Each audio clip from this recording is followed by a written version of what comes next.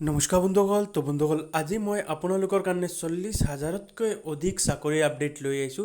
তাৰ মাজত 30,000তকৈও অধিক চাকৰি আছে যাত কোনো ধৰণৰ পৰীক্ষা লোৱা নহ'ব, ডাইৰেক্ট চাকৰি হ'ব। তো ভিডিঅ'টো শেষৰলৈকে চাওক। মিনিমাম যোনটো কোৱালিফিকেশ্যন এইটো হৈছে মেট্ৰিক পাছ, তাৰ ওপৰত গ্ৰেজুৱেশ্যনলৈকে চাকৰিৰ আপডেটটো আছে। তো চব ফাৰ্ষ্টত যোনটো পোষ্ট আছে এইটো হৈছে state bank of India. State bank of ইণ্ডিয়াত যোনটো পদ ওলাইছে তাতে টোটেল 5,454টা পদ ওলাইছে। ইয়াৰ লাষ্ট ডেট আছে 20 মেলৈকে 2021। তো ইয়াতে গ্ৰেজুৱেশ্যন আপোনালোকৰ থাকিব লাগিব, তাৰপিছত আপোনালোকে আবেদন কৰিব পাৰিব। তো ইয়াত যোনটো আপোনালোকৰ চেলাৰী আছে, চেলাৰীটো বহুত ভাল আছে, পাৰ্মানেণ্ট চাকৰি হয়। আপোনালোকে যদি আবেদন কৰিব বিচাৰিছে তেতিয়াহ'লে 20 মেৰ আগতে আপোনালোকে আবেদনটো কৰি লওক। তো ইয়াত যোনটো ফুল ডিটেইলছত যোনটো অফিচিয়েল নটিফিকেশ্যন বা ফুল ডিটেইলছৰ ভিডিঅ'টো ডেছক্ৰিপশ্যন বক্সত মই দি দিছোঁ, আপোনালোকে তাৰপৰা চাব পাৰিব।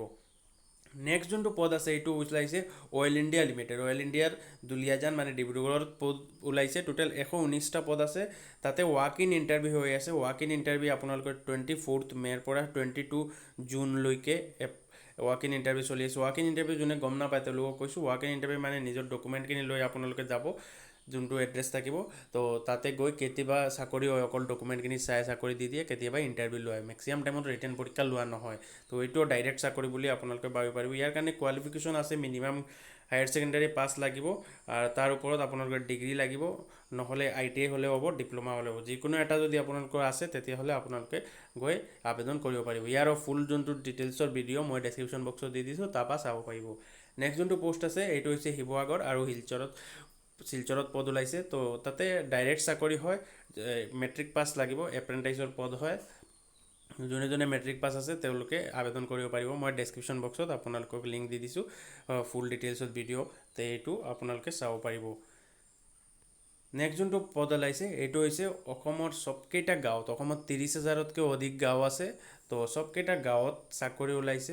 গাঁৱত যোনটো পদ ওলাইছে পদটোৰ নাম হৈছে গ্ৰাম্য সখী, ওমেন মেইড বুলি হয়। মিনিমাম কোৱালিফিকেশ্যন 7 পাছ।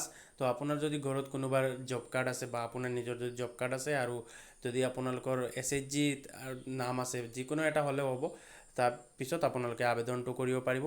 ফুল ডিটেইলছত আপোনালোকে ভিডিঅ'টো ডেছক্ৰিপশ্যন বক্সত পাই যাব। ইয়াৰ যোনটো লাষ্ট ডেট আছে এইটো 25 মেলৈকে আছে চাগে, 25 বা 26।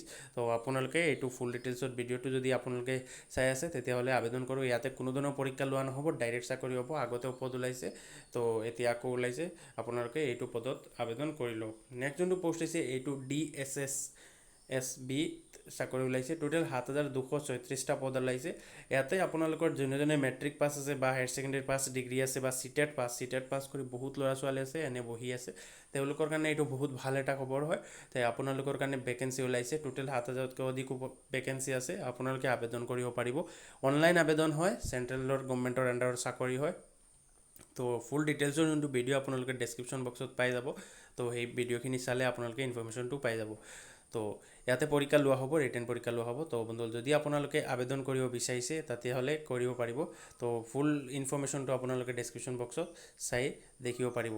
তো ভিডিঅ'টো ভাল লাগিলে আৰু এনেকুৱা চৰকাৰী চাকৰিৰ ৰেগুলাৰ আপডেট লাগিলে চেনেলটো ছাবস্ক্ৰাইব কৰি ৰাখি দিয়ক। কোনোবা যদি আপোনালোকৰ নিজৰ চিনাকি আছে, ফেমিলি মানুহ আছে, বন্ধু আছে, তেওঁলোকৰ লগত ভিডিঅ'টো নিশ্চয় শ্বেয়াৰ কৰক।